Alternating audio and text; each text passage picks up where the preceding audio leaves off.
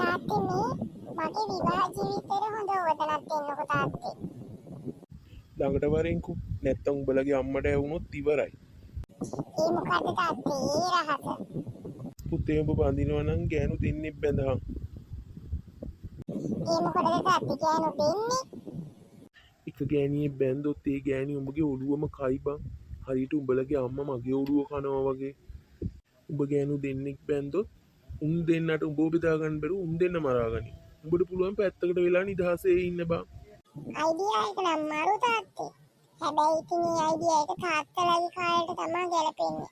අපේ කාලයට හරියන්නේ නැහැ තාත්තේ. උඹ කොහමද බං එහෙම කියන්නේ? තාත්තා දන්නේ නෑනේ දැන් කාලේ ඉන්න ගෑනුන්ගේ තරම. උන් දෙන්න හොඳට යාළු වෙලා උන් දෙන්නම එකතු වෙලා මගේ ඔළුව කයි. අයියෝ මගේ දෙයියෝ. අනේ මන්ද බං පුතේ. උඹ එනම් කසාද නොමැද තනියම ඔහොම හිටපන් ජීවිත කාලෙම.